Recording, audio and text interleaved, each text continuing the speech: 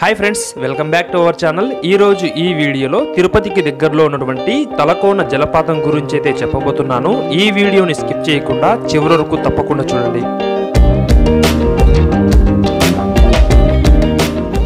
Finally మనం తలకోనకైతే reach అయ్యాము. ఇప్పుడు మీరు చూస్తున్నారు కదా, ఇక్కడ వచ్చేసి మనము టికెట్ అయితే తీసుకోవాలి. సో టికెట్ తీసుకొని బై వాక్ అయితే మనము వాటర్ ఫాల్ వరకు అయితే వెళ్ళాలి. సో ఇప్పుడు లేట్ చేయకుండా మనము నడుచుకుంటూ వాటర్ ఫాల్ వరకు అయితే వెళ్దాము. తలకోన తిరుపతి జిల్లా ఎర్రావారిపాలెం మండలంలోని ప్రసిద్ధ పర్యాటక కేంద్రం. ఇది తిరుపతికి 50 కిలోమీటర్ల దూరంలో ఉంటుంది. తలకోన శేషాచల కొండల వరుసలో తలభాగంలో ఉన్నందున దీన్ని తలకోన అని పిలుస్తున్నారు. ఇక్కడ ఉన్నటువంటి జలపాతము దాదాపు 300 అడుగుల ఎత్తు ఉంటుంది. దట్టమైన శేషాచల అరణ్య ప్రాంతంలో చుట్టూ ఎత్తైన కొండల మధ్య వెలిసిన ఈ జలపాతం నిత్యం పర్యాటకుల రద్దీతో కలకలలాడుతూ ఉంటుంది.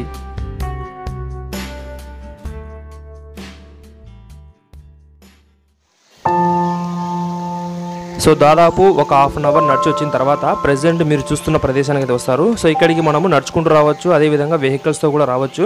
సో ఇక్కడ వచ్చేసి మనకి ఏమవుతుందంటే వాటర్ ఫాల్స్ యొక్క నీళ్ళన్నీ కూడా ఒక చిన్న కొలంలాగా అయితే ఉంటుందన్నమాట. సో చాలామంది కూడా ఇక్కడ వరకు వచ్చి ఇక్కడ కొద్దిసేపు ఎంజాయ్ చేసి మళ్ళీ తిరిగి వెనక్కి వెళ్ళిపోతుంటారు. సో మనమైతే ఇక్కడ కొద్దిసేపు రెస్ట్ తీసుకొని మళ్ళీ ఇక్కడ నుంచి ఒక హాఫ్ అన్ అవర్ మళ్ళీ పైకి కొండ మీదకి అయితే ఎక్కాలి. సో మెట్లు అయితే ఉంటాయి. సో మెట్ల ద్వారా మనము కొద్ది దూరం వరకు నడుచుకుంటూ వెళ్తే మనం తలకోన జలపాతానికి అయితే చేరుకోవచ్చు.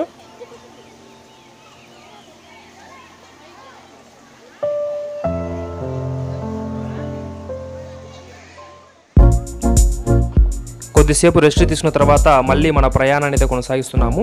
సో ఇక్కడ వచ్చేసి మనకు స్టెప్స్ అయితే ఉన్నాయి. సో స్టెప్స్ ఎన్ని ఉన్నాయని మనకు ఎగ్జాక్ట్గా తెలియదు. అయితే మనకు వచ్చేసి దాదాపు 1 కిలోమీటర్ వరకు అయితే మనకి స్టెప్స్ అనేవి ఉంటాయి.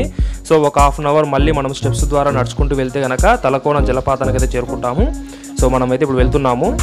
సో ఈ తలకోన జలపాతం దగ్గరికి వెళ్ళేటప్పుడు మనకు దారిలో కూడా చాలా ఎక్కువగా చెట్లు అయితే ఉంటాయి. సో గుబురుగా ఉండి చాలా అందంగా అయితే ఉంటాయి అన్నమాట. సో ఈ తలకోన అటవీ ప్రాంతంలో మనకు ఎర్రచందనం చెట్లు అనేవి ఎక్కువగా ఉంటాయి. అదేవిధంగా అడవి కోళ్ళు, నెమ్మళ్ళు, ఎలుగుబంట్లు, ముచ్చుకోతులు అనేవి ఎక్కువగా అయితే ఉంటాయి అన్నమాట ఇక్కడ.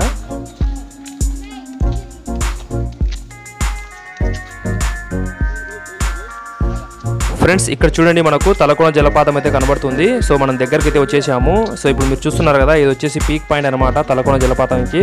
సో ఇంకొక 10 నిమిషాల్లో మనమైతే వాటర్ ఫాల్ వరకు అయితే వెళ్తాము. సో చూస్తుండండి, మనము ఇక దగ్గరికి అయితే వచ్చేసాము. సో వెళ్దాం తొందరగా.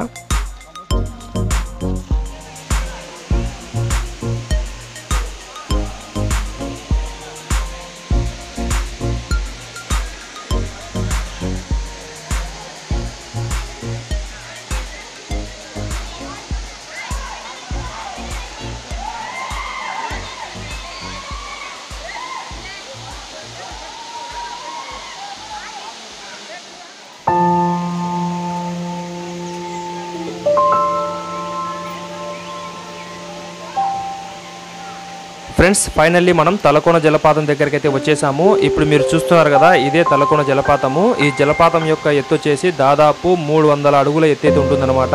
సో పైనుంచి మనకు నీళ్ళు అనేవి పడుతూ ఉంటాయి. అదేవిధంగా ఈ వాటర్ అనేవి ఎక్కడి నుంచి వస్తున్నాయో ఇంతవరకు ఎవరు కనిపెట్టలేదు. అలాగే మనకు ఈ నీళ్ళన్నీ కూడా ఔషధ మొక్కలను తాక్కుంటూ రావడం వల్ల ఈ నీటికి ఔషధ గుణాలు ఉన్నాయని కూడా చెప్తుంటారు.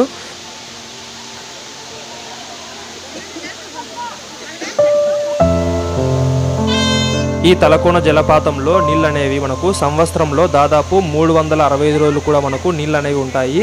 అదేవిధంగా మనకు తెలుగు రాష్ట్రాల నుంచే కాకుండా తమిళనాడు, కర్ణాటక నుండి మనకు పర్యాటకులు అయితే కనుక ఈ తలకోన వాటర్ ఫాల్స్కి అయితే వస్తూ ఉంటారు.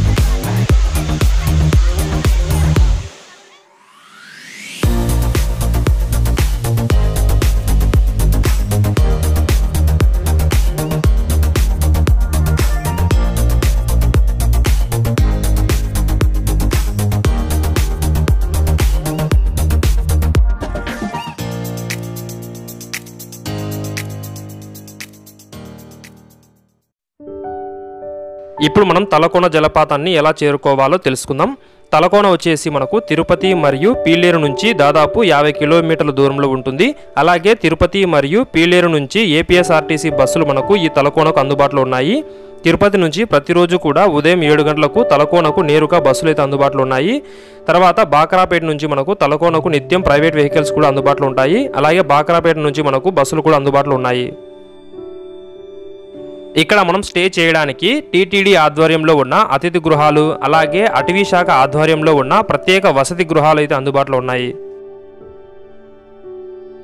సో ఇది ఫ్రెండ్స్, తిరుపతికి దగ్గరలో ఉన్న తలకోన జలపాతం గురించి విశేషాలు. ఈ వీడియో మీకు నచ్చినట్లయితే లైక్ చేయండి, మీ ఫ్రెండ్స్ అండ్ ఫ్యామిలీ మెంబర్స్తో షేర్ చేయండి. ఇలాంటి మరిన్ని ఇంట్రెస్టింగ్ వీడియోస్ కోసం మా ఛానల్ని సబ్స్క్రైబ్ చేయండి. మేము పెట్టే వీడియోస్ని నోటిఫికేషన్ ద్వారా పొందాలంటే పక్కనే ఉన్న బెల్ ఐకాన్ని యాక్టివేట్ చేసుకోండి. This is Valli signing off. By by.